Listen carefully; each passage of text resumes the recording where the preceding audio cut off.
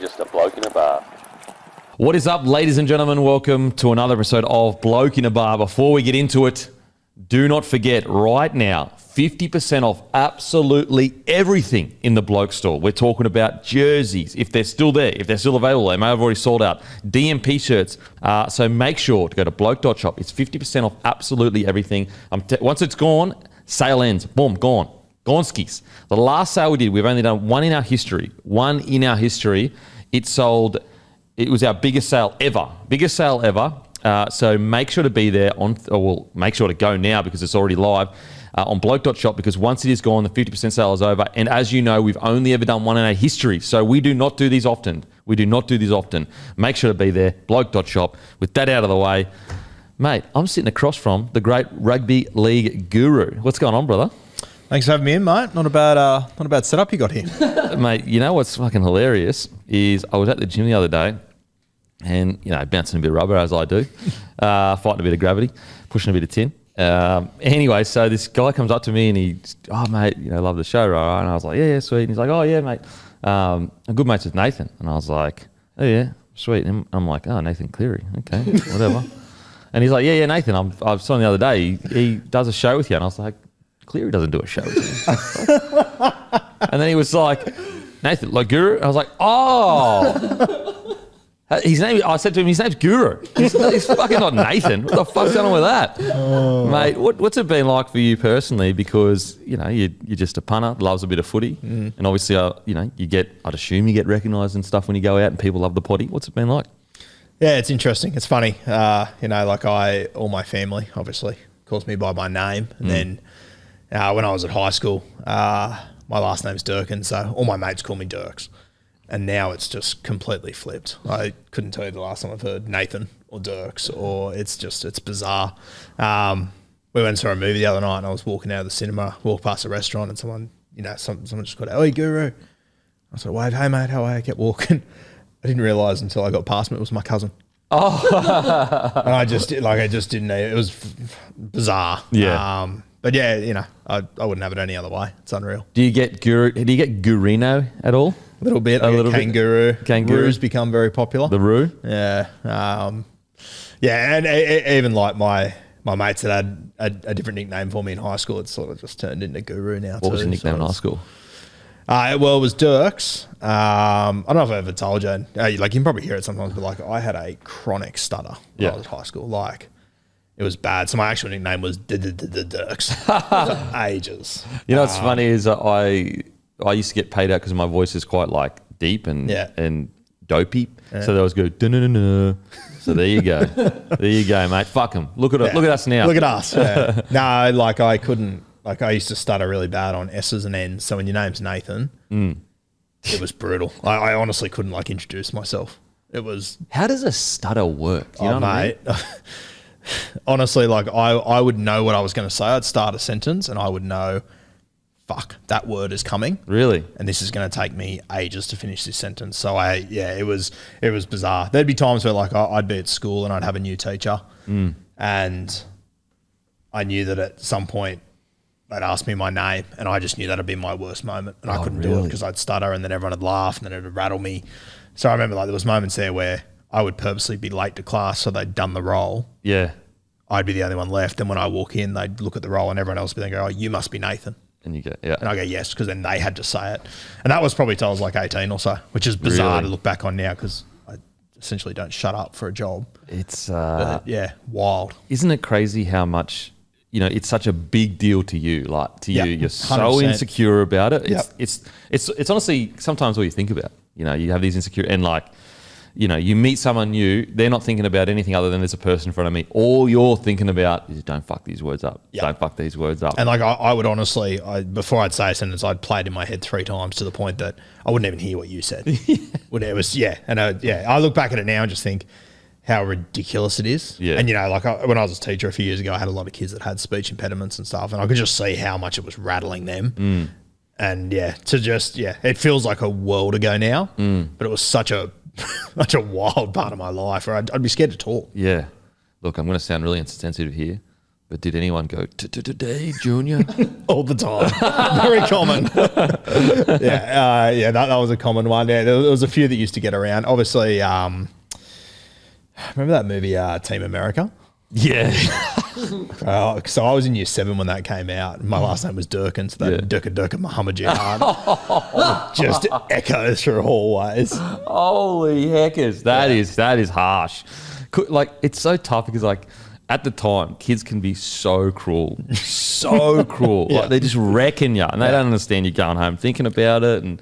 But then I'm sure you look back and you go, look, they're just kids. They don't know what they're saying. Yeah. Like, they're just saying it. Yeah, and you know what? It's like, and you know, I'll be honest with you, like, when I first came on your show and everything, and like, I genuinely didn't realize I was saying could be anything every 8 seconds. Yeah. Genuinely had no idea of it. And when people first started to comment on everything, I was sort of like it rattled me a little bit at the start, but then you start to realize, even with the stutter thing at school, like, if people appreciate you enough to say stuff like that, yeah, like, you're a part of something. Yeah, for sure. And yeah, I'm glad, like, the could be anything stuff. I wouldn't change it for the world now. Absolutely. It's unreal. It's and I think as well, because it's text, like a comment, you don't get the nature in which it's coming across. Yeah. So, he just repeats could be anything. But it could be a mate going, mate, all you say is could be anything. But he's saying it with a smile on his face. You know, it's really hard with the text, and we're all guilty of it. We get 100%, smashed with comments, and it's just that one comment that finally gets to you, like, you know what, fuck off. But you're right. It's we had there's been plenty of times. Who do we have on? We had Keon Kolomatangi, and he swore, I reckon, every second fucking word. Yeah, right. Like, who else do we? Even watching the other day, like Chad Townsend. Yeah, how that whole thing blew up and everything, and I was just sitting there going, "Fuck!" Like, I think people at home don't realize how easily it can happen. Oh, for sure. Just when you're on camera and you're trying to think of a million things at once, especially like with us, like when you're on a 4-hour show. Yeah. Like, you're always going to fall back to your same sort of things to pull, and when you're like I was even thinking today, like as I was leaving home, Beck's like, "Oh, so what's the interview going to be like?" And I was like, I don't know. Like, we talk for 5 hours a week. Yeah. I don't know what else we've got to fucking talk about. It's the Keon one was funny because you could tell he was just talking like he would be talking to his mates. Yeah. And I think that's the thing you've actually probably got to not do when you're a host of a podcast is, and although you need to create an environment where people feel like you're talking to your mates, but if you do talk to your mates, like we don't talk different topics and we don't say different things, but like, for example, if we're talking normally, like, yeah, man, how you going? Yeah. You know, like everything's a bit less and stuff. So it's hard to really not, when you're on a show for 4 hours, it's hard not to fall back into the talking like you're talking to your mate. For sure. And and your mates aren't sitting there going, bro, you said could be anything fucking 6 times in the last fucking 30 seconds. Yeah. You know what I mean? Man, so the stutter growing up, how crazy. And I'd assume at that time, you're not never ever, I'd love to, and this sounds really elitist or something. It sounds wrong, and I don't mean it this way, but you know, being an athlete growing up, like all I think about is I'm going to be an athlete, and then also like because I'd done like so much athletics, so much sports or whatever, and been successful in my head, I'm always like I have to do something that is better than just average kind of thing. And I'm not saying that you didn't have aspire to be like that, but it's not like you're sitting there going, I want to. Well, maybe you did think you want to play NRL. You know, what did you want to be when you grew up? Mate, I always loved footy, but I never had that passion to play NRL. And even if I did, I couldn't have. I just didn't have that about me. Yeah. Even when I was playing footy, like I enjoyed it, but I always found footy so frustrating because I felt like I understood it more than anyone else. I couldn't do it. Yeah, okay. Just simple as that. And it just became frustrating, to be completely honest with you. But yeah, I love footy growing up, but I never really wanted to be an NRL player. Yeah. And to be honest with you, like even now, like interacting with these guys and everything, I'm like, I think that so many people look at it and just go, what a life, how good would it be? Like, mate, like you sit down and you talk with these guys and like, you know it better than anyone. Like these guys are having 25 car accidents a week, essentially. Yeah. Like it's a tough, like there's money and there's positives to it and everything, but Christ, there's a lot of negatives to it. Oh, mate, absolutely. And I've said it so many times and we've spoken about it on the potty, but as a culture, we've been so desensitized to the violent nature of footy. And because I obviously come from soccer, I'm aware of it. Yeah. You know, I'm fully aware of how brutal it is. Whereas if you've played footy since you were 6 years old, it's just normal. It's normal for you to walk off a field feeling like you've been in a fight. And I always compare it to MMA fighters. And granted, I get it. You know, they get kicked and they get punched and all that kind of stuff. But, you know, they do it 3 times a year.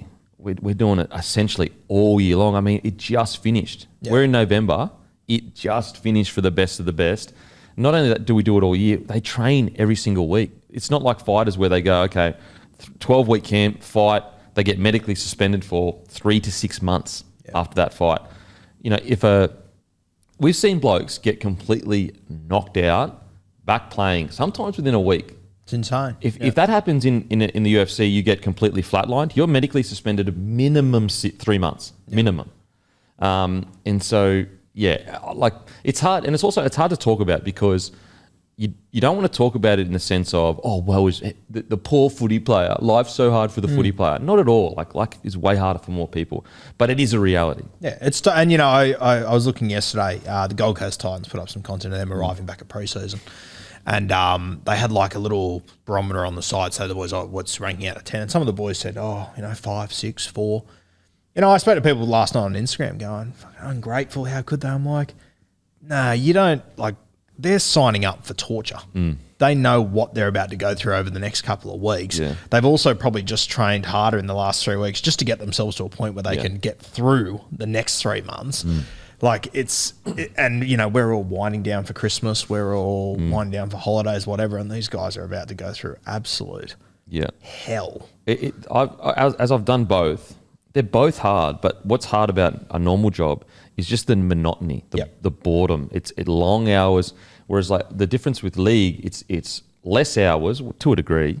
Nowadays it's essentially the same, but it's super intense for those hours. So basically it's like rocking up to work, working your absolute ring off for 3 hours. Then you might sit around. But when you're working your absolute ass off for 3 hours, you've got a boss over your shoulder going, if you want to hit your KPIs, like the best KPIs in the country, you're gone. You're out of here. Then you might rest for a couple hours and then go on again. And that's kind of like so that's the difference. It's just a different type of hard. But back to yourself. So yeah, growing up with the stutter, I guess,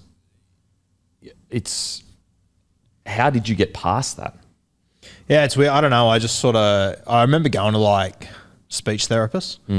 And I remember going to that when I was pretty young, and then I sort of stopped as a teenager, I think, or somewhere in that market. I don't know. I just eventually kind of grew out of it. There's times where like it is getting better. I think because I talk so much now, sort of got past it. I think also like when I finished, like I remember like even at uni I had it too, and I struggled still to introduce myself and stuff. So like when you're 22, 23 and you still can't introduce yourself, it's wild. Yeah, like, and then I know like I went into teaching, so I think every day I was in front of, granted children, but 25, 30 people every day talking. I don't know, sort of in a weird way, I think I sort of kind of grew out of it. Yeah, okay. I actually think, and it'll sound stupid, I think my confidence just grew and I sort of out-confident it to something. I don't even know if it's a word, but confidence. Hey, looking, you're asking the wrong bloke. I can barely fucking talk myself.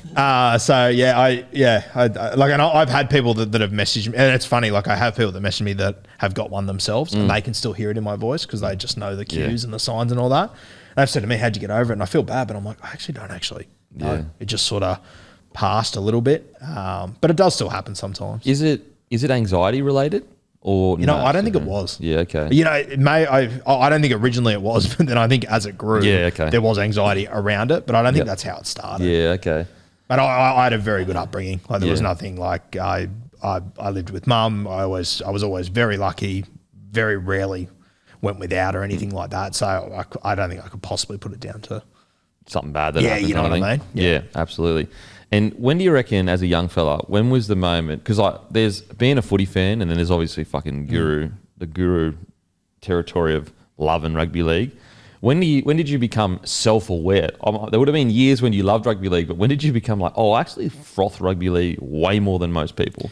Yeah, I think like during high school, I've told the story before, which is surreal for me now. Like I was sitting up there a couple of months ago with Jamie Soward, and like I remember going to watch Jamie Soward on a Saturday afternoon play Jersey flag. Yeah, and I remember sort of saying, I was sitting with my old man watching him going, fuck, I think this kid's a very good player, blah, blah, blah. Then he sort of went through the grades, and you know, a guy like Jamie Soward isn't like an immortal of the game or whatever. And I think people sort of would look at a guy like Jamie and they compare him to John's Freddie Lockie go, oh, yeah, he was a good player. But like you look at a guy like Jamie Soward who won a comp, played Origin. Like he was the best 5'8" in the game for a period of time. He won Dally M 5'8" of the year when Darren Lockyer was playing. Yeah. Crazy kicking. It's unbelievable. Yeah. Crazy kicking. Like for 2 years, he was the best kicker in rugby league, bar none. And it wasn't even close. So like I look at a guy like him and go, geez, he was like top 1%. And he would be the original, could be anything. Yeah, okay. He really would be, which is crazy. How old were you when you were watching him come through the grade? I would have been 12, 13, 14. Like young, yeah. So it's official. The first CBO was Jimmy Soward. Jimmy Soward, I think, yeah. Far out. Yeah. That's people forget how good he was. Oh, mate, people, and I think that people just like you talk about yourself, like 42 first grade games, or, and you know, and like there'd be a lot of people out there go, you know, didn't make it to 50 first grade games. I'm like, you realise one first grade game, that's Mount Everest. Yeah. Yeah. Like, and people just don't appreciate how hard it is to get there for one. And then you got guys that play 100, but then you compare them to guys that play 300, and people don't think it's like it blows me away. And I think you'd also be surprised. Like, obviously, Jamie Soward played as many games as he, did, which is what 200 plus, probably. But there's a lot of guys that go, you know what, like I've played in NRL now, and they focus on something else. They might get to the 100-game mark and go, like, I know I can play NRL, but I'm just gonna get bashed more. I'm not getting paid that much when it comes to like long-term kind of stuff. So. Jamie Soward. Like, if you wanted to put Jamie Soward in the James Maloney territory, I think that's a fair. I think it's very fair. A fair tier to put him in. Okay, so what about growing up as a young fella? What's your first big rugby league memory where you can clearly remember, whether it's a grand final, a player, or whatever? And who was your favourite player growing up? Mate, I was very lucky. My old man sort of lived, around here, in the eastern suburbs of Sydney, and 1988, the SFS opens, right? And they're offering memberships, which I think back then was like $800 a year, right? So people then went, that's ridiculous. How could you possibly pay that much money to go and watch 10 games of football a year? My dad, eyes up, thank God, paid the 800. Yeah. And all of his mates went, you're an idiot. What are you doing? Blah, blah, blah. The day you sign up for the SFS, you pay the same rate forever. So it's actually been one of the greatest investments of all time. God. We're still like SFS Gold members. Wow. For peanuts. Yeah. Genius. So me growing up, I was at the SFS every weekend watching every game. So Roosters would play there, Souths would play there. There would often be test matches and stuff there. So like our weekend would always involve going to the SFS and watching whatever the hell was on there. So Souths and Roosters I grew up seeing a lot of. And, it was great because obviously Souths weren't going too crash hot in the early 2000s, but Roosters were. That's when they just started, isn't it? Just started, yeah. Started a new franchise. Yeah.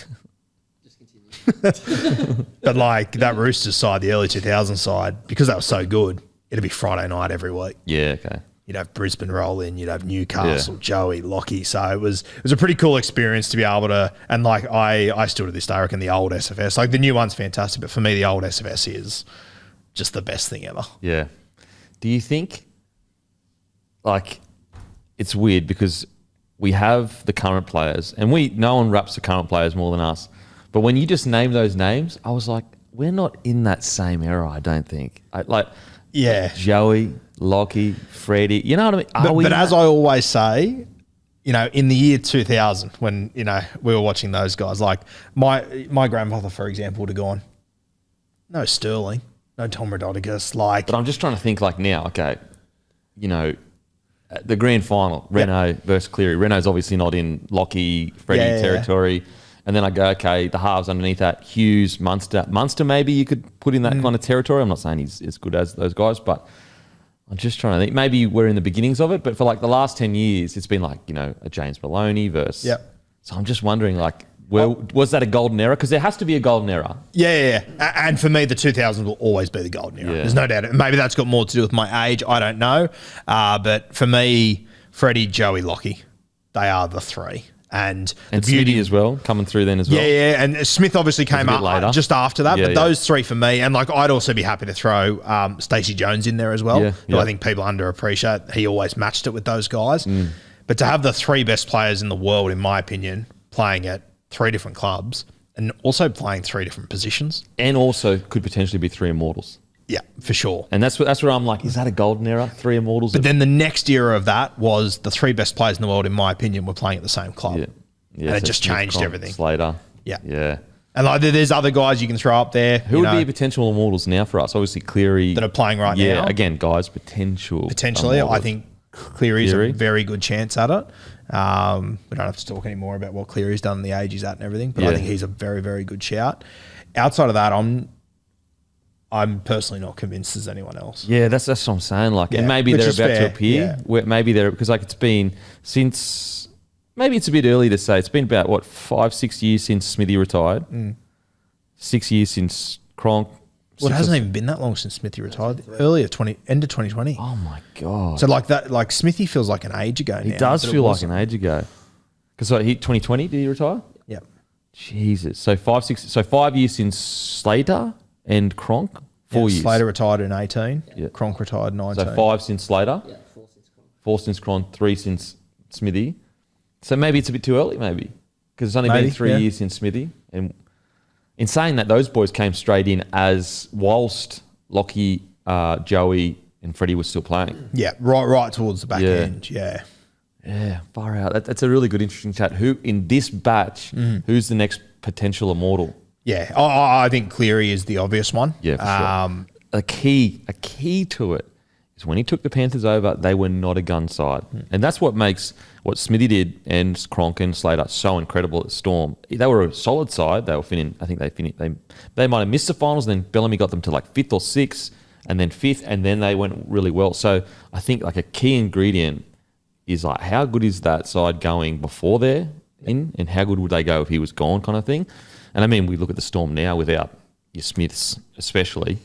You know, they're still good, but they're nowhere near as good with Smith in it. Yeah, and I think, like, I can't see Nath playing anywhere else ever. I think he'll stay at the Panthers. They would just pay whatever he wanted. And I think sometimes I hear people, and, you know, we obviously have those discussions all the time with people that they're sort of like, oh, yeah, but could Nath go to a bottom 8 side and do it? And I just sit there and go, what does it fucking matter? Yeah, no. Why would he go to a bottom 8 side? He's built one of the greatest dynasties in rugby league we've ever seen. And they were essentially a fringe 8 side. Yeah. When he started. Well, the year before they lost the grand final, they missed the 8. Yeah. I will say though, for the record, if he did go to bottom 8 side, he absolutely would take him into top 8. I'm sure he would, but I'm also confident we'll never know. Yeah. And I don't think there's anything wrong with that. Like people try and bring Cooper Cronk down because the best coaches and the best systems in the world wanted him. Yeah. Yeah. No, that's a compliment. Yeah. Absolutely. I honestly, if he was to drop into that Tigers side tomorrow, they're in the 8, 100%. Yeah, I agree. No doubt. Yep. No doubt.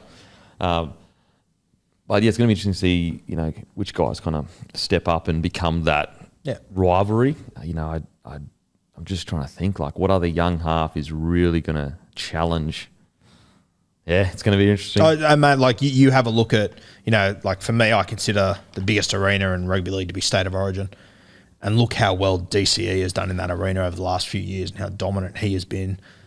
And, you know, he's not even in the ballpark of that conversation. Yeah, absolutely. Okay, so the SFS is, you know, that's the best memories. Who was your player growing up? Was it Freddie? Yeah, Freddie. Yeah. So if you were a coach in a side, you could pick Freddie or Joey. Who are you picking? If I was coaching, I would probably selfishly go Freddie.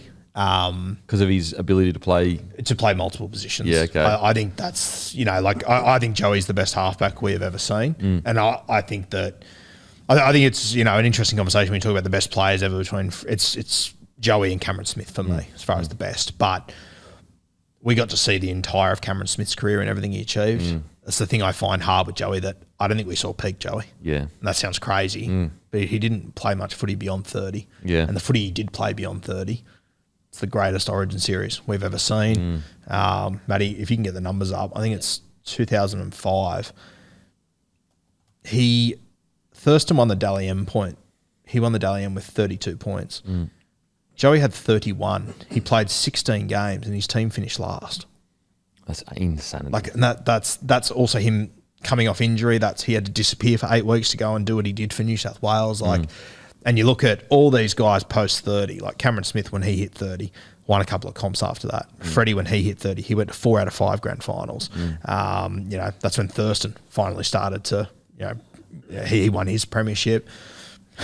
I think Cooper Cronk, from age 30 plus, he would have won 4 grand finals in 5 years. Yeah. And we didn't get to see that from Joey. Yeah. So I think Joey is the best player ever, but I would selfishly pick Freddie because he was the best lock, 5'8", or centre in the world at any given moment. Yeah, we were in another podcast the other day, and we were like, he actually won Dally M at lock, centre, and 5'8". And if something would have happened that his team was desperate and he played back row, he would have won second row of the year. Probably. Okay, so you're growing up, and so as a teenager, you've realised, look, I don't want to play footy, but when did you actually start getting into Supercoach and that kind of stuff? Like the first year it was brought out, or? Yeah, I probably started in high school, and I enjoyed it, but I didn't love it, to be completely honest with you.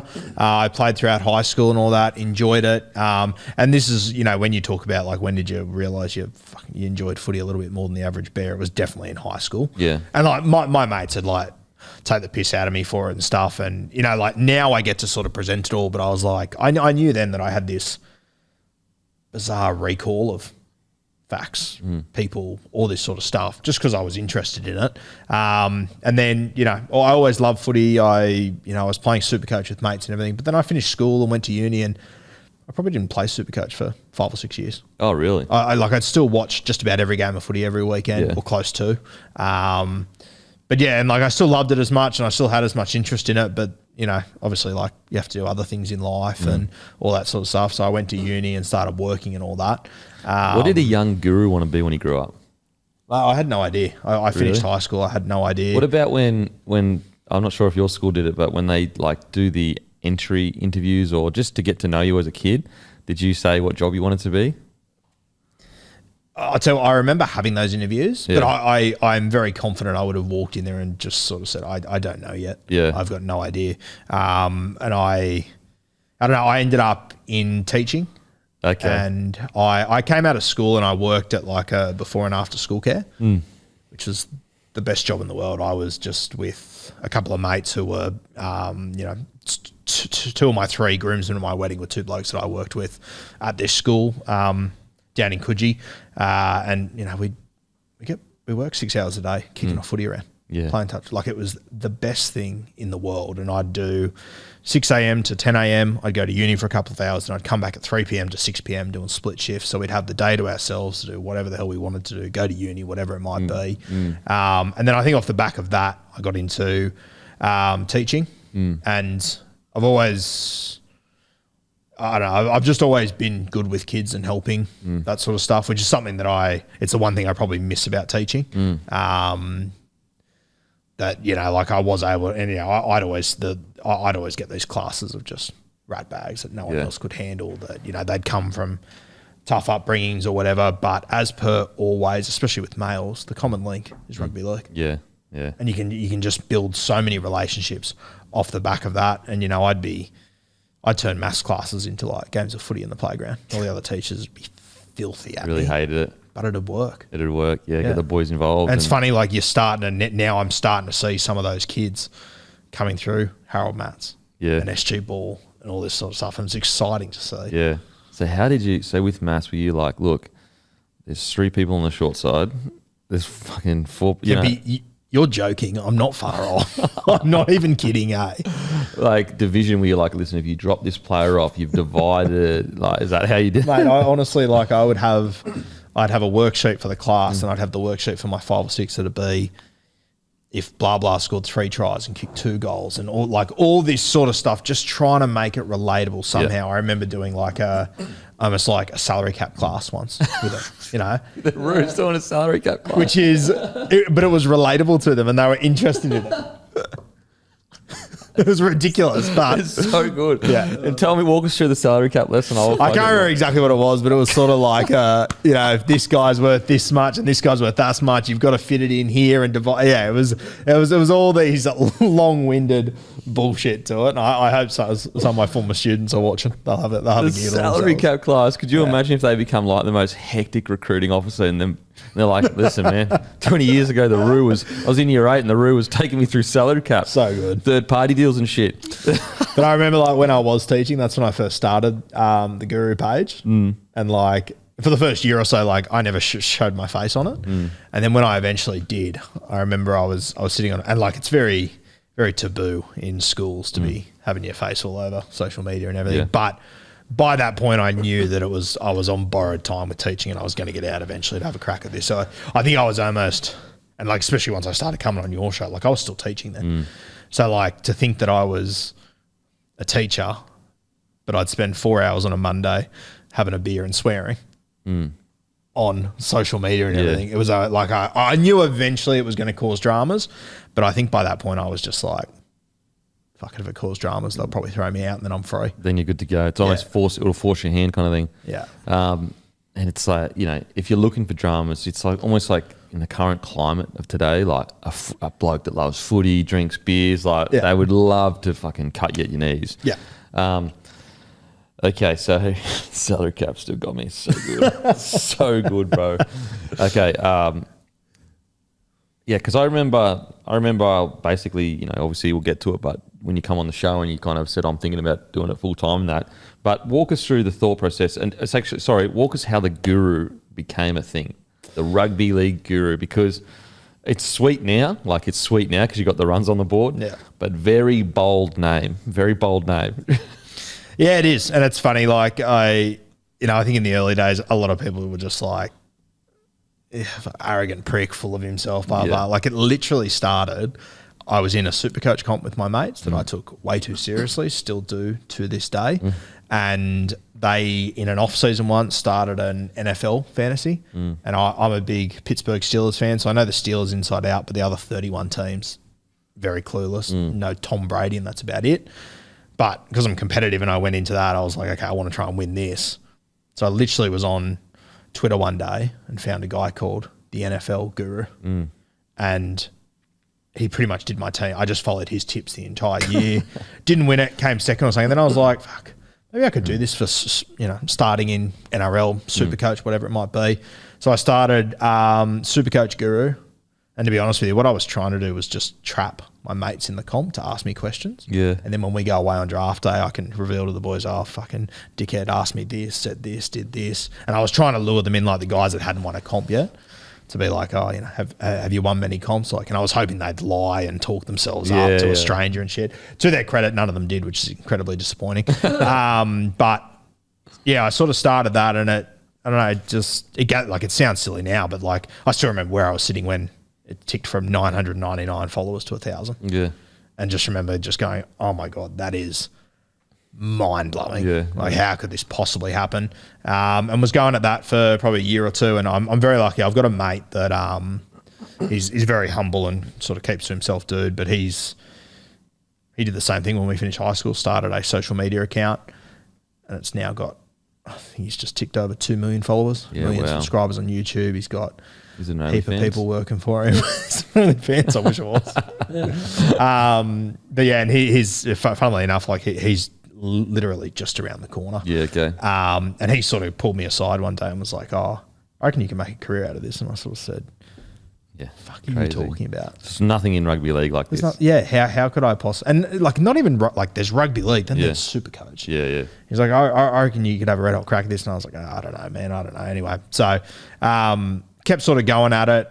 He was the one that convinced me to change it to Rugby League Guru and expand, because I was finding myself doing posts and doing stuff that was more than, that was actually talking about the whole rugby league. And the comment was always the same: stay in your lane, Supercoach, blah, blah, blah, which is, completely fair play, especially if you're going to call yourself the fucking Supercoach Guru. But also like stay in your lane. Oi, bro, what do you do for a living? Like if you're a Sparky, you're only allowed to talk about fucking Sparky. Yeah. Fucking does my head in that. It's like you got a dude that's like he's a plumber and he's like, bro, don't talk about MMA. It's like, well, you're talking about MMA. You're a frigging plumber. Fair. You got to talk about plumbing then. Everyone's only allowed to talk about what they do for work. We just won't talk to each other about anything. Anyway, that's just an old pet. But yeah, I started to find that like my Supercoach content do well, but I started to find more and more my NRL stuff was doing really well. So I sort of just made the jump, and I thought, okay, let's see if I can expand my audience, see where it takes me. And then I remember 2019, this is so embarrassing to talk about. So fucking embarrassing.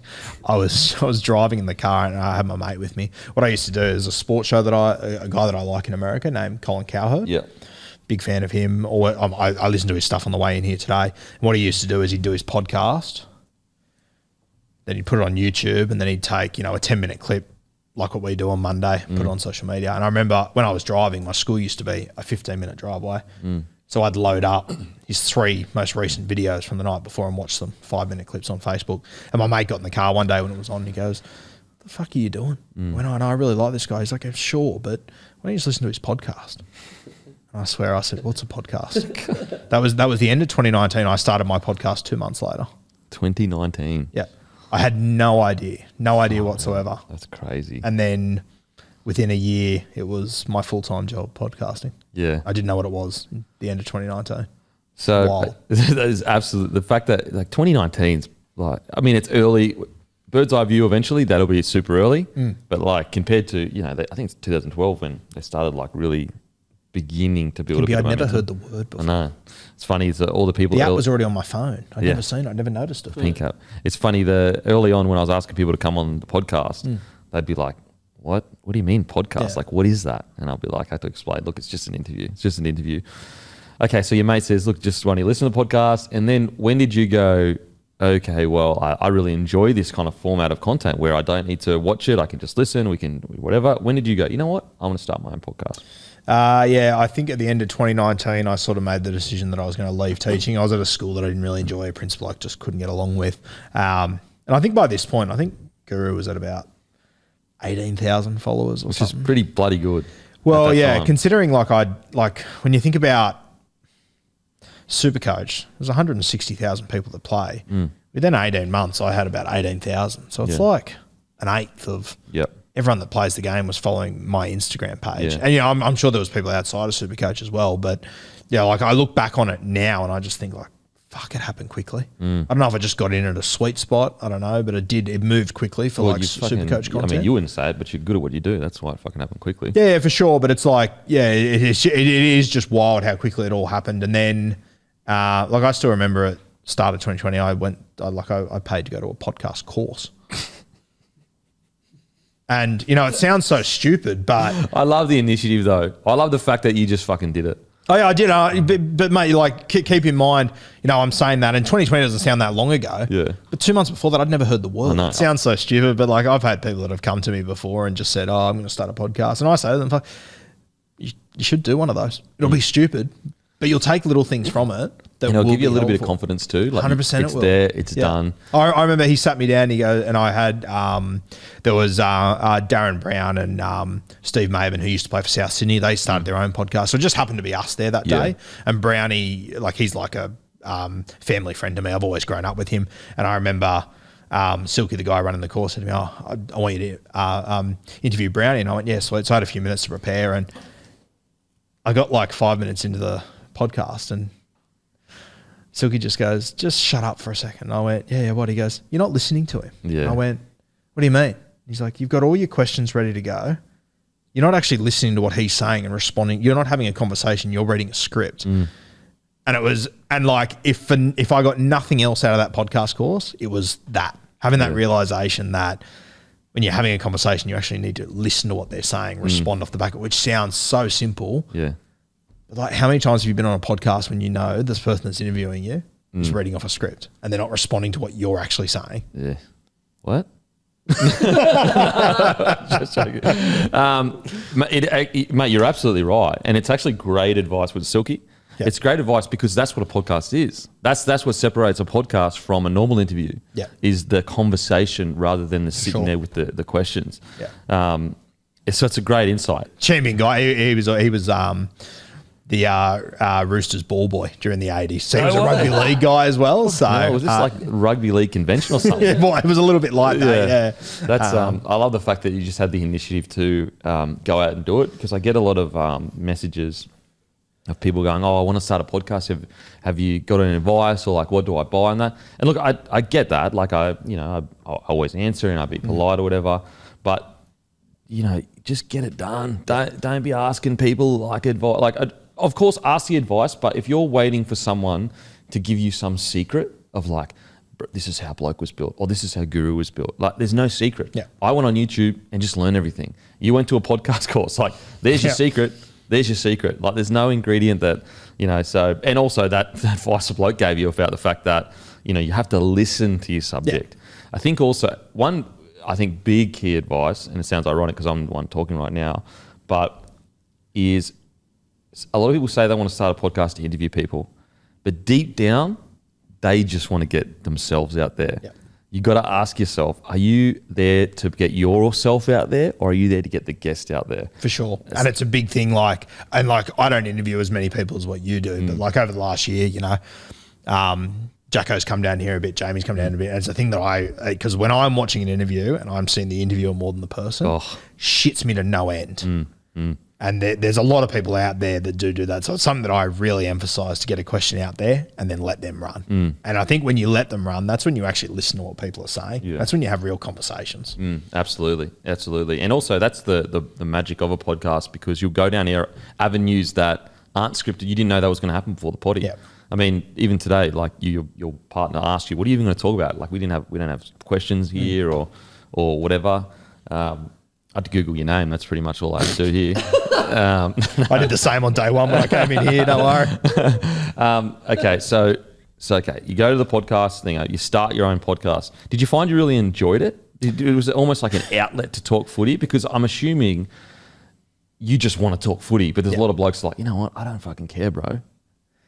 Yeah, and I did enjoy it, but there was also like, I came in with the idea of I'm going to interview someone different every week. Oh yeah. And I remember my first week I had Brett White on, and I absolutely loved talking to him. Legend of a bloke, had a great chat.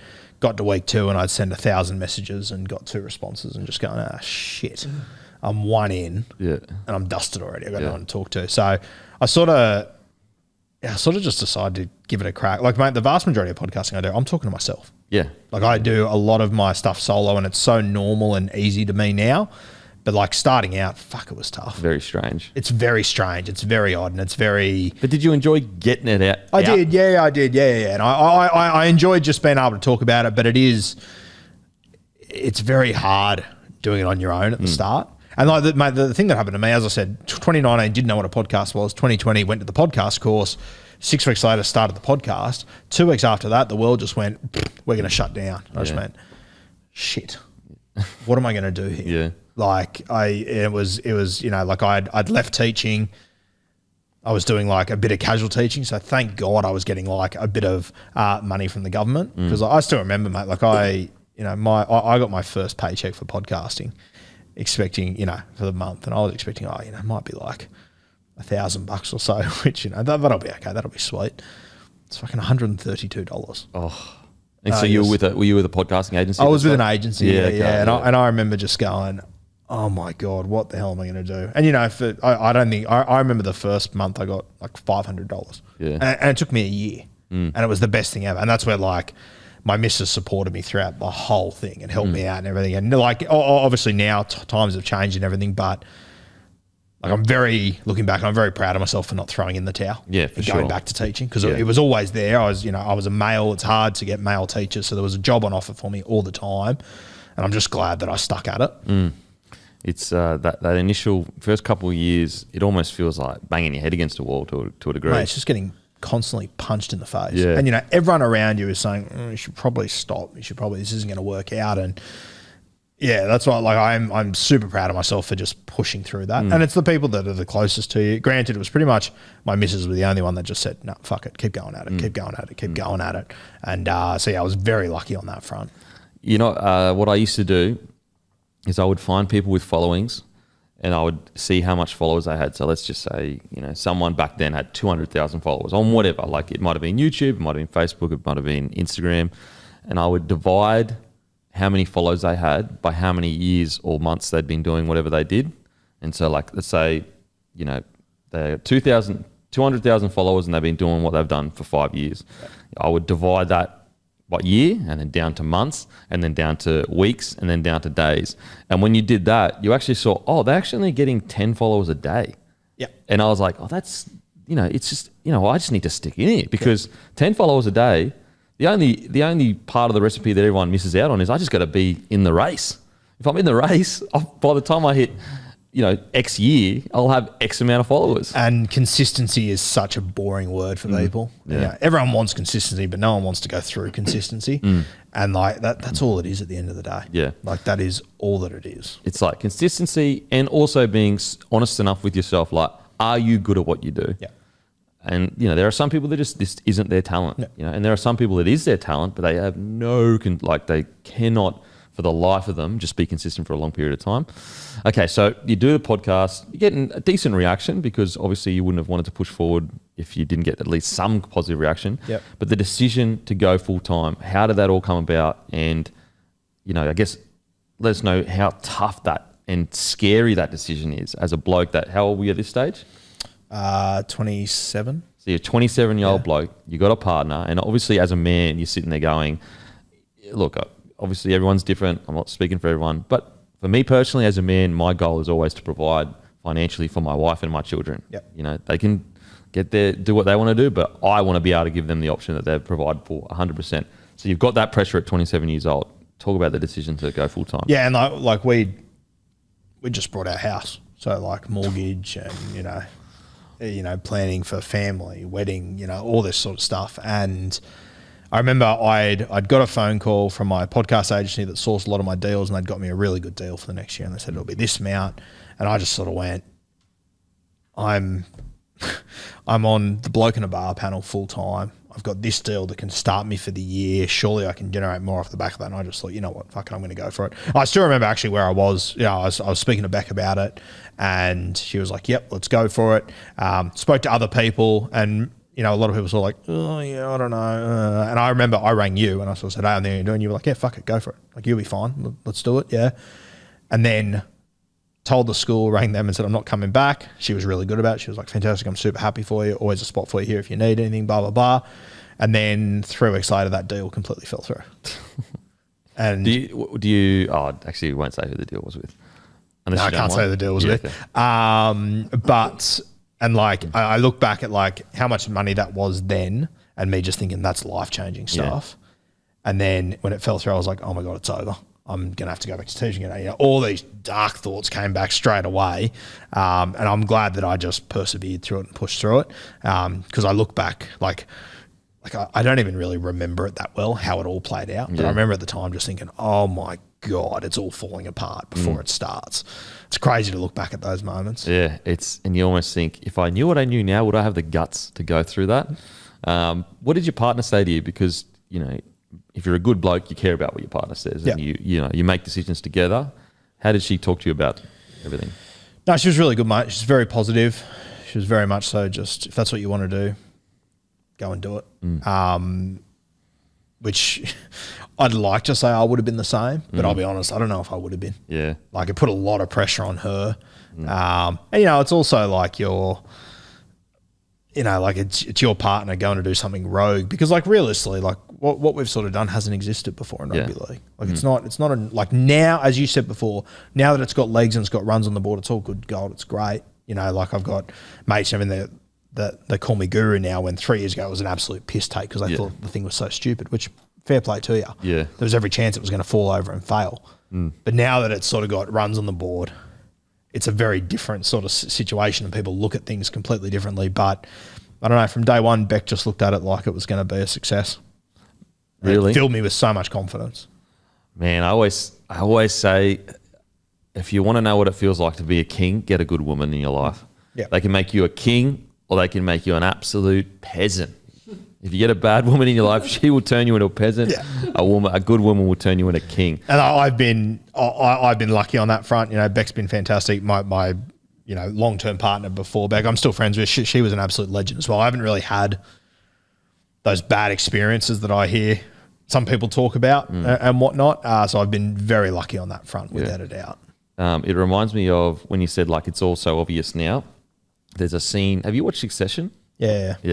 When Logan Roy goes, they're peppering about something about that he'd achieved or whatever, and he goes, once something's done, everyone always acts like it's also fucking obvious. Yeah, exactly right. And it's kind of like podcasting. Like, now it's here, everyone always like, oh yeah, well, how obvious is that? Man, 3 years ago it wasn't even obvious. It was a fucking massive grind. Okay, so basically you make that decision to go full time. Funnily enough, so I'm sure people want to know how you come on Bloke in a Bar. So I was looking for a new host, but it wasn't public that I was looking for a new host, and it wasn't even a thing. And you were definitely you're already someone that I was going to potentially reach out to. I just needed some time to get my head around it. It was because it was something that just happened so quickly, everything, and it hadn't even been fucking a few days. Anyway, the great Roo messages me and says, "Hey mate, if you need a co-host, I'm here." And I was like, I loved the initiative. I was like, fucking love that. It's been like a second and this guy's ready to go. And I was like, you know what? Boom, he's got it. He's got the gig. Because obviously obviously I sat back and thought about, I could get a big name player and all that carry on. But my, in dealing with people in the past, I was frustrated at whether you're a big name or not a big name. If you're on this panel and you don't have good footy knowledge and you don't know a lot about every team and watch every sport, in the long run, you're actually not as valuable to me, and you're actually not delivering the quality that I need on Bloke in a Bar, because I want Bloke to be the best quality stuff you can get, whether you like it or not. Like even the biggest haters on Bloke, they cannot say that this isn't high quality rugby league chat. Yep. And so obviously with yourself, I was like, I loved your initiative, but also, okay, in the short run, you may not have the profile of an ex-NRL player or whatever, but over the next few years, if we build his profile up, his profile can be as big as some rugby league players, but on top of that, his footy knowledge will be better than any analyst in the game, or as good as any, or put it this way, he'll watch as much rugby league as I watch, which is the prerequisite to be on the show. That was my thought process of coming on the show. Come on, Bloke. What was the first experience of dealing with how big Bloke is? It was daunting. Yeah, it was very daunting. Yeah. It was, and like the social media blew up and everything, and it was, and even like it'll probably sound stupid to you now, but like the idea of me sitting with a first grade footballer is just fucking wild to me. Yeah. Like, and I've always thought that when the first probably 3 years of Guru, my biggest weakness was that I hadn't played first grade. Yeah. Now that I'm past that period, I think it's my biggest strength that I've got to where I am without playing first grade. Absolutely. And that it has just had to be runs on the board. It's your Harry Grants, it's your Ruben Cotters. It's all this sort of shit that has managed to get me to where I am. And even like to end up on that show with you was, and I knew, fuck, you got every first grader in your phone, on your Instagram. Like you can get whoever you want to do whatever.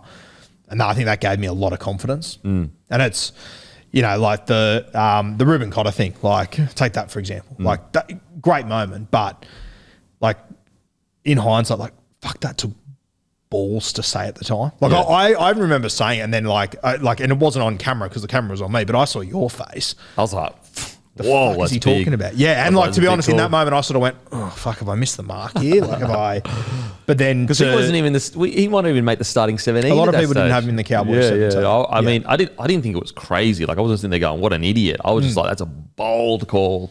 Yeah, and it's and then I remember leaving the show that day, sort of thinking, "Fuck, I'm going to get absolutely pizzled for that," and like being worried about that. But remember your Knights call? Ended up coming through a couple of years ago. You got shout out to Newcastle. Hope you're there still. Fucking got absolutely dusted. And fuck, mate, I like it's weird. 3 years ago, people would never forget the ones that I got wrong. But all of a sudden now it's like people only remember the ones I get right. Yeah, right, yeah. And it completely flips and nothing's changed.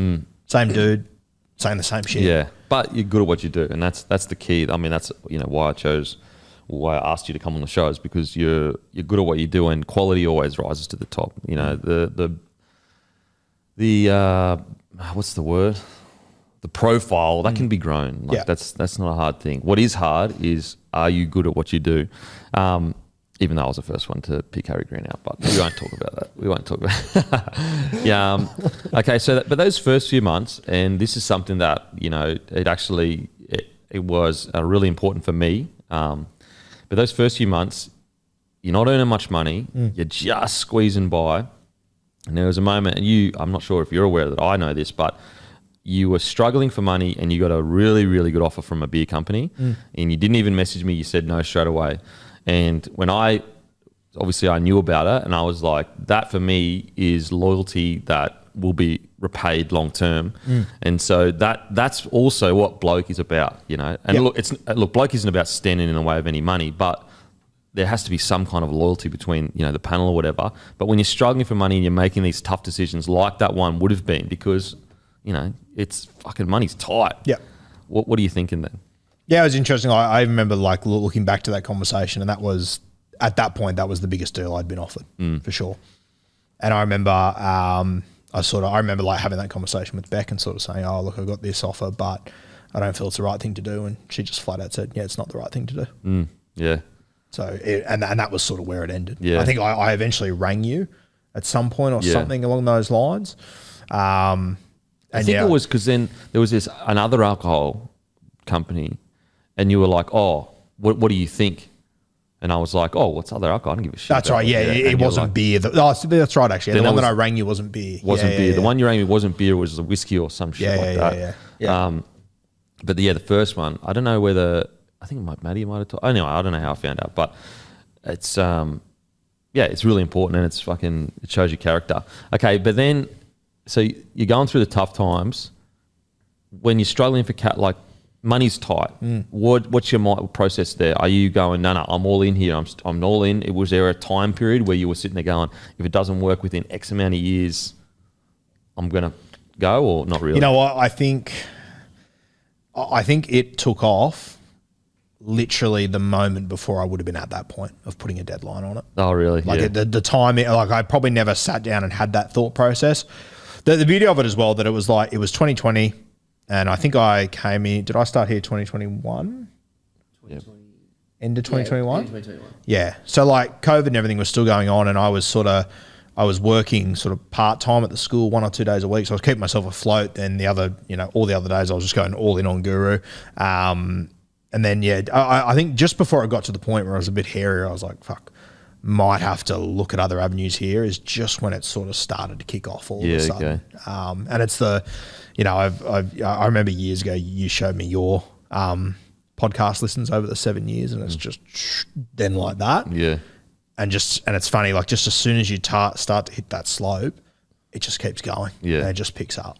And it's just getting started as well, which is crazy. Okay, so it picks up.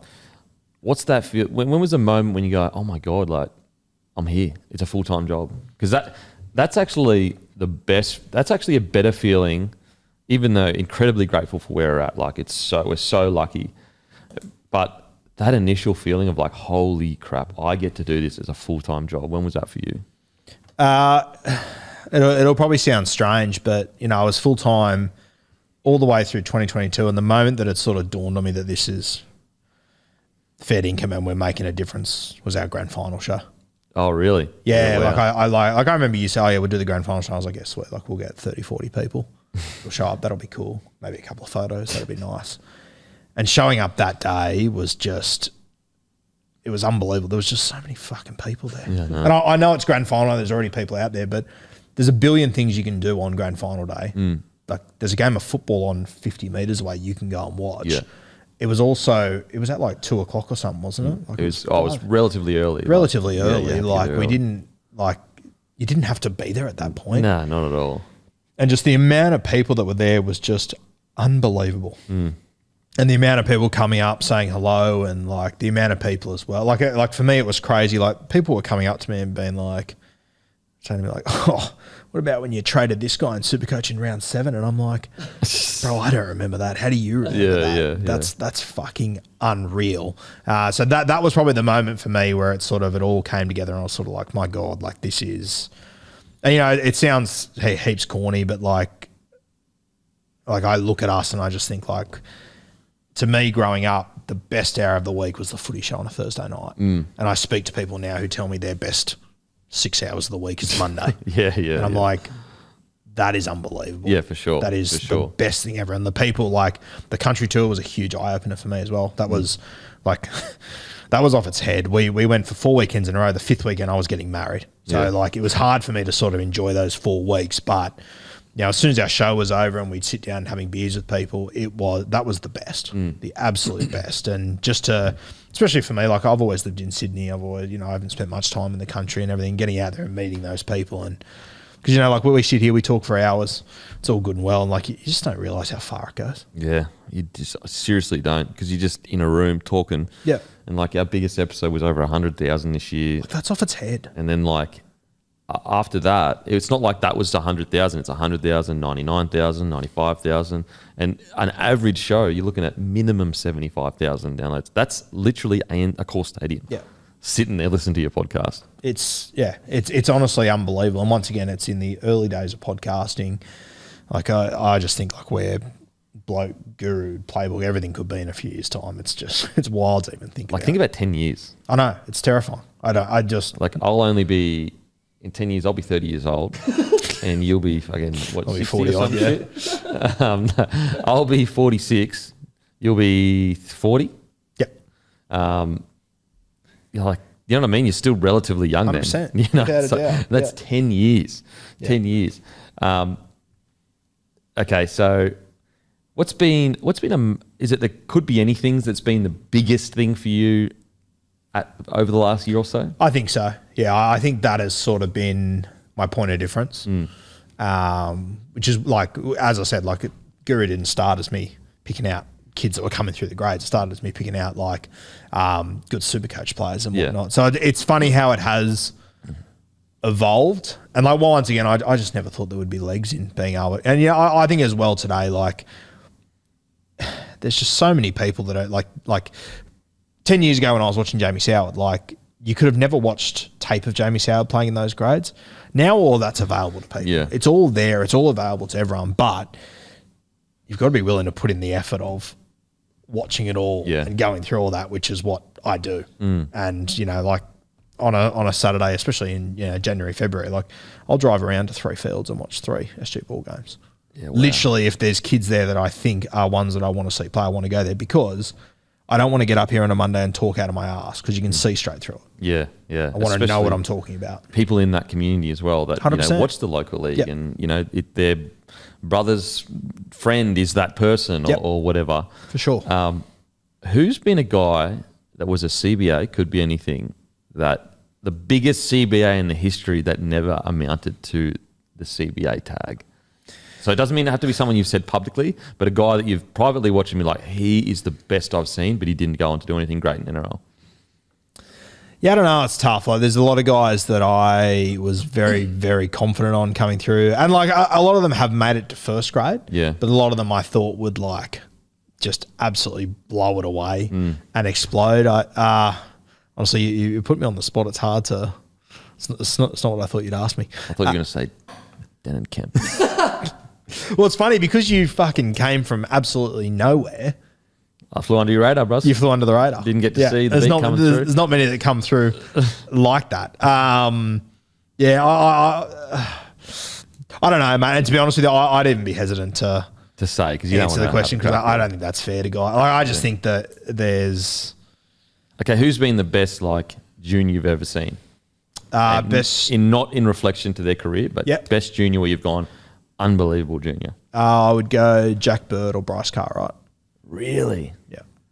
Great Jackie Bird. Jack Bird was off his head as a junior. Yeah, he could like Jack Bird could have honestly been the best 1 to 13. Yeah, wow. Anyway. I mean, who can forget his grand final appearance at 21 years old? Literally tears his elbow ligament, kills it in the grand final. That's the other thing with Jack Bird. I think people just forget sometimes, like, mate, what his body has been through, and I'm not exactly sure what it is that Jack Bird's got, but it's like a modern day miracle. He's still playing. It's unbelievable. And I was telling Matty the other day. It's a funny story. My best mate, who was my best man at my wedding, he's from Newcastle. He was a 5'8" coming through. He was the same age as Jack Bird. Yeah. So he used to sort of say, I'm probably good enough to be in some of these really good teams, but I just can't get in front of Jack. Yeah. It's just not a hope in hell I can do it. Anyway, he came down to Leichhardt Oval for like a New South Wales trial one time, and he was in the New South Wales countryside, and Jack Bird had broken his arm or something. So he's like, fuck, Jack Bird isn't in the team. This is my chance. And he said he came down to Leichhardt Oval, and as he arrived, he saw Jack Bird walking around in the sling or in crutches, whatever the injury was. And he's like, oh, sweet, like, this is actually my opportunity. Said he ran out onto Leichhardt Oval ready to go, and he looks up into the grandstand. You can see the coach. And who's sitting next to the coach picking the team? Jack Bird, and he goes, fuck. Oh, that is fuck. Oh, man. Is there any stories of some of the younger boys that are killing it now in first grade that you can remember? As you know, like, for example, similar to the Jack Bird story? Yeah. Like a lot of those guys, like I remember like Dallin when he was younger. He was a weapon. We're telling Zelezniak? Yeah, for Penrith. He was the fullback in the Panthers side. He was unbelievable. Like you obviously watch Dallin now and how hard he runs the football, which I think is something that a lot of fans sleep on. Like he was the same size, running exactly the same at fullback back then at fullback, and he was just untouchable. Bryce was amazing. My same mate who lived up in Newcastle tells me the story. He was in Bryce's Harold Matt's year, or maybe his SG Ball. I think it was in the SG Ball or whatever. But he said that they'd be at Newcastle and they'd watch the Penrith bus pull up. And they'd watch the bus to see who got off, whether Bryce Cartwright got off or not. And if he got off, because he could have been playing Jersey Flag, under-20s or SG Ball that day, just depending on what was happening. And they used to just sit there and watch the bus. And, of course, because it was Bryce Cartwright, he'd sit on the back of the bus. So you'd always have to wait for the whole team to get off. And they'd sit there, and if there was no Bryce Cartwright, if the door shut, they just went, okay, we're on today. We're a sniff now. Yeah, that's crazy. But he was just, and like the stuff that Bryce did, I think it was 2016 when he absolutely brained it in first grade. Like that's what he was like in juniors. Yeah. It was unbelievable. Had him in the other day. He was a good mate now. Like Jackson Hastings at that age. It's unbelievable as well. So talented. But yeah, there's been a lot of guys that, you know, as I said, I wouldn't say their names, but a lot of guys you watch in SG Ball and Harold Matts and just go, my God, how can these guys miss? It just shows how hard it is to get into first grade. Some of these guys you just never hear from again. Yeah. And it's funny, what about a guy that you watched coming through that probably wasn't that good, but then just exploded? Not that good, but yeah, I know what you're saying, but it's hard because you like if they're not that good, you don't notice them at that age. Okay, you know, so it's hard to remember. Yeah, because that's the other thing. Like with Harold Matts and SG, like you watch the NRL, and like you know you might know the Broncos squad inside out. Now in 3 years' time, that Broncos squad will be different, but it'll be ballpark very similar. Yeah. You watch Harold Matts and SG Ball, and guys have a 2-year window, and they're new human beings coming in, and you get to know them and how they play for a short amount of time, then they change again. So it's hard to like, and I'm even sure like some of the guys that coach these teams would find it hard to sort of keep up with them and whatnot. But my brother's been in the Rooster system the last few years, so it's been unreal the last 4 years because watching the Harold Matts and SG Ball. I've actually had him there to watch, so I'd go and watch his game and, you know, whoever he's playing, get to watch a lot more kids there and just get an insight from him and his mates, who's going well, who they fancy. So it's actually been perfect timing as far as, or there could be anything's on the show and everything that I've had that little bit of an insight to it as well. Yeah. Who's someone at the moment that's not in a first grade squad but coming through the grades that is special? Yeah, I really like this Raiders fullback, Chevy Stewart. Okay. I'm a big fan of him. I know I got Matty the Waterboy sitting here. There's a kid at South Sydney, Jai Gray, who I'm very excited about. Bit of a smaller body. Yep. And that's the thing now, mate, like especially with hookers, halves, fullbacks, you know, as you would know, like the game is just so physical now. You're just not sure how guys are going to go. You're just not sure if their bodies are going to hold up. Yeah, for sure. And I think, you know, the game's always been tough. There's no doubt about that. And people that want to say the game's soft now, like, you're clueless. Yeah, absolutely clueless. The contact today is way more hectic than the contact 30 years ago. Yeah, for sure. And you just don't know how these guys are going to go when they get put in that big arena. Latu Finer was one I've spoken about quite a bit, who I'm very excited about. If I'm honest, I probably wish he was at any other team. Yeah. Just coming into first grade and whatnot. Well, you saw Benji Marshall come out and said that if Bud Sullivan and Fainu kill in the preseason, they're the starting 6 and 7. I love that. Wow. Yeah. Which is a huge call.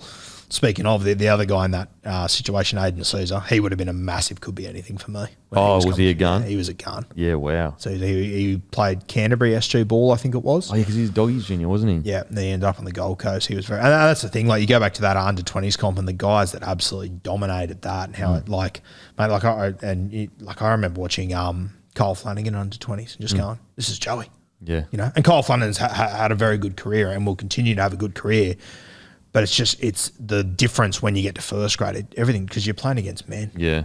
Yeah. And that's the other thing as well with these kids that are coming through at the moment, which I bring up all the time because I want people to remember that a lot of these guys lost a lot of their junior footy during COVID. So they went from, instead of playing teenagers to playing men, they went from not playing to playing men. Yeah. Which is where I think a guy like Sam Walker is just off the charts what he's managed to do. Yeah. At his size, to miss junior footy and come in and do what he's done is just incredible. Yeah. Yeah, no, I totally agree. And like, he's just, the size of him and what he has to deal with every single game. Like, it's almost a miracle that he's not missing 10 tackles a game. Yeah. And, you know, he might miss 5 and people will go at him. But I think the other beauty about Sam Walker is that he doesn't hide away from anything. Yeah. Like, I would almost advise him to hide away from Yeah, absolutely. He doesn't. Mate, make some arm tackles sometimes, getting steamrolled. Like, it's jeez. Yeah. Okay, heading into this year, though, the next year, and we'll do it on the show as well. Yeah. But who's your origin Smokey? Well, let's just get real early. Let's go real early.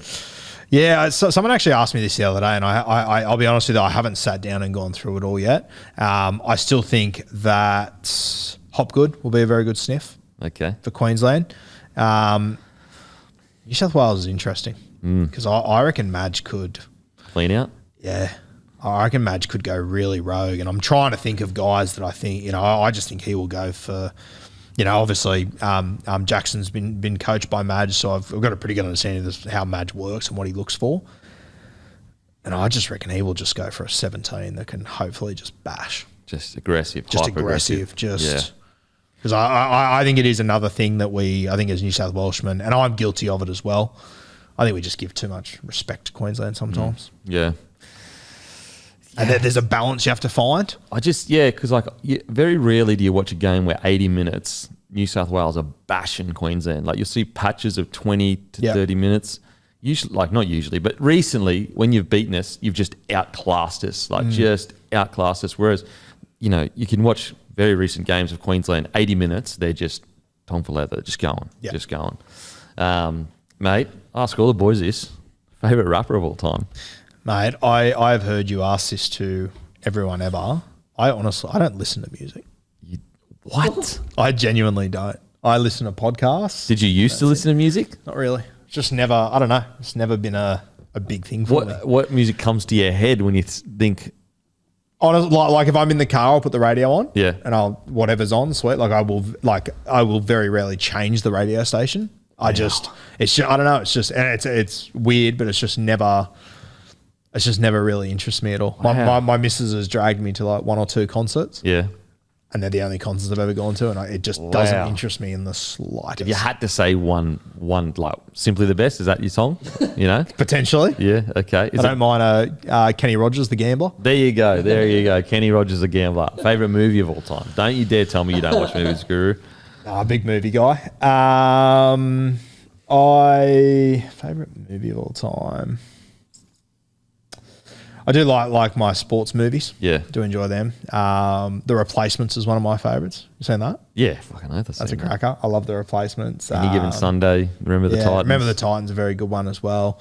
Once again, I'd find it hard to probably narrow down one movie. I just sort of whatever's on. The Replacements, that was my first answer.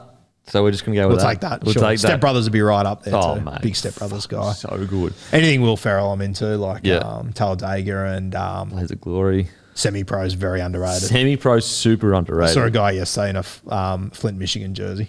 That's great. Yeah. Mate, the great Roo. Thanks for coming on, brother. Appreciate it. And I'll see you fucking on Monday, bro. See you on Monday. Good.